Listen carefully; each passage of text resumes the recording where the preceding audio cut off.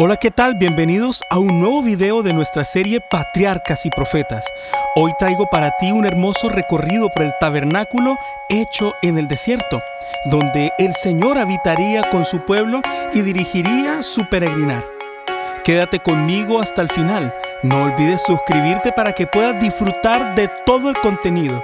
Sin más, ¿estás preparado? Pues ven y sígueme.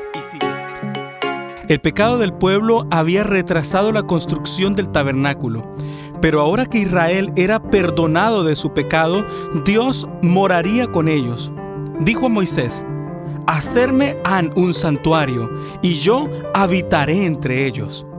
Dios dio todas las instrucciones a Moisés, le mostró el modelo que debía seguir y le pidió que debía hacerlo conforme Dios le había pedido.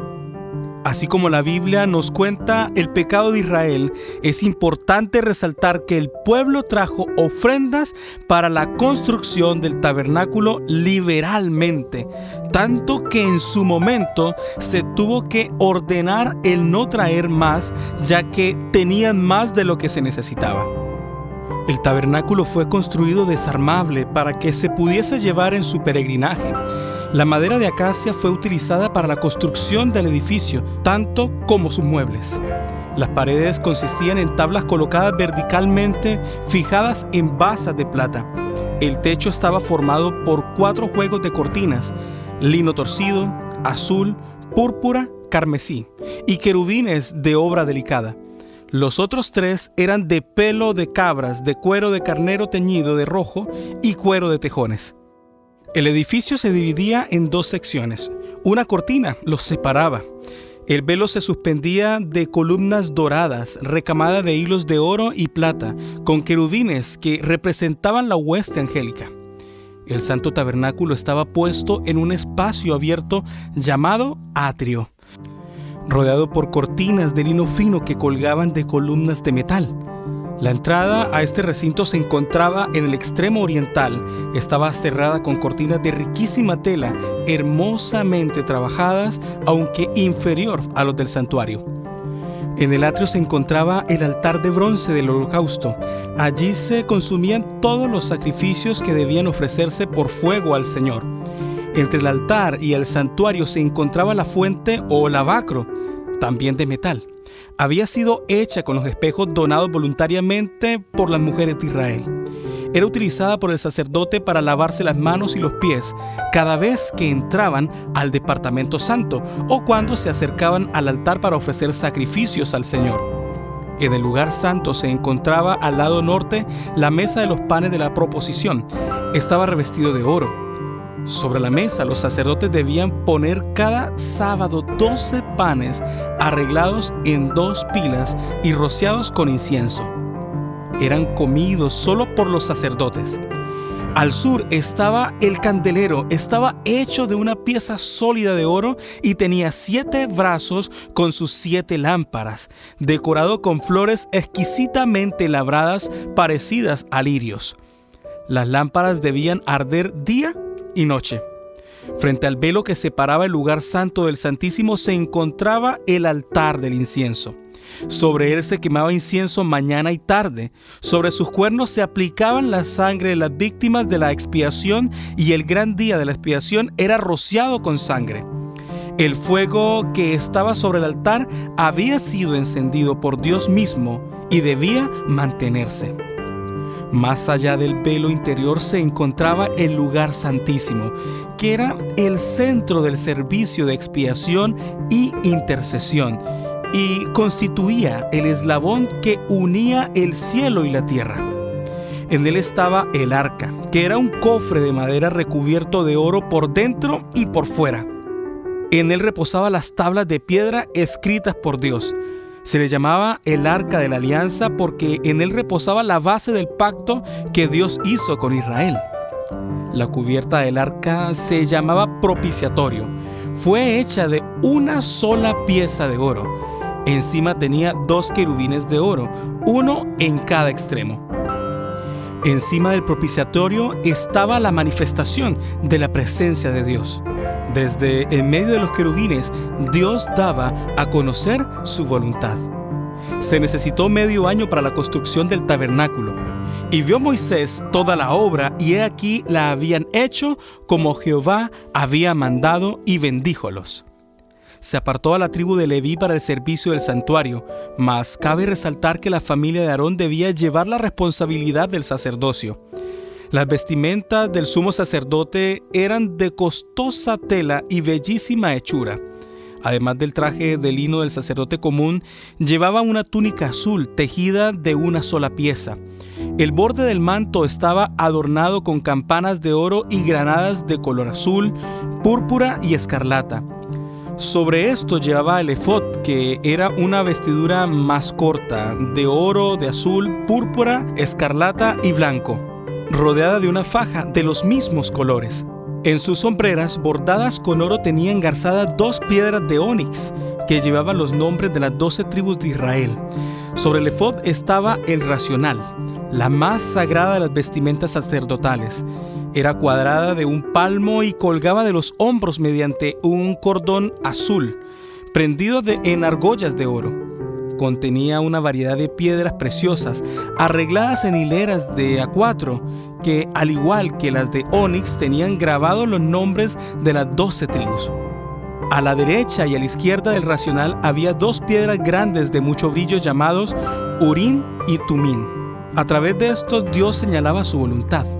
Si un nimbo de luz iluminaba el de la derecha, era señal de aprobación, mientras que si una nube oscurecía la de la izquierda, era señal de desaprobación. La mitra del sacerdote consistía en un turbante de lino blanco que tenía una plaquita de oro sostenida por una cinta azul con la inscripción Santidad a Jehová. El ministerio del santuario consistía en 2 partes, un servicio diario y otro anual. El servicio diario se efectuaba en el altar del holocausto, en el atrio del tabernáculo y en el lugar santo.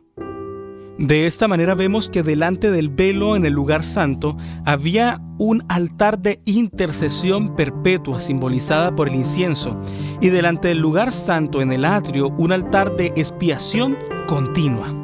Estas cosas representaban a nuestro gran mediador. El servicio anual se realizaba en el lugar santísimo, después de una profunda preparación del sumo sacerdote y el pueblo. La parte más importante del servicio diario era la que se realizaba en favor de los individuos. El pecador arrepentido traía su ofrenda a la puerta del tabernáculo y, colocando su mano sobre la cabeza de la víctima, confesaba sus pecados. Así, en un sentido figurado, los trasladaba de su propia persona a la víctima inocente. Con su propia mano mataba entonces el animal, y el sacerdote llevaba la sangre al lugar santo y la rociaba ante el velo, detrás del cual estaba el arca que contenía la ley que el pecador había violado. Con esta ceremonia y en este sentido simbólico, el pecado era trasladado al santuario por medio de la sangre. Los lugares santos quedaban manchados y se hacía necesaria una obra especial para quitar los pecados de allí. Una vez al año, en el gran día de la expiación, el sacerdote entraba en el lugar santísimo para limpiar el santuario, cumpliéndose así el ciclo anual de fiestas. En el día de la expiación se llevaba 2 machos cabríos a la puerta del tabernáculo y se echaba suerte sobre ellos. El macho cabrío a quien caía la suerte debía matarse como ofrenda por el pecado del pueblo, y el sacerdote debía llevar la sangre más allá del velo y rociarla sobre el propiciatorio encima de las tablas de la ley. En esa forma, los requerimientos de la ley que exigía la vida del pecador quedaban satisfechos. Entonces, en su carácter de mediador, el sacerdote tomaba los pecados en sí mismo y salía del santuario llevando sobre sí las cargas de las culpas de Israel. A la puerta del tabernáculo ponían las manos sobre el macho cabrío, símbolo de Azazel, y confesaba sobre él todas las iniquidades de los hijos de Israel y todas sus rebeliones y todos sus pecados, poniéndola así sobre la cabeza del macho cabrío.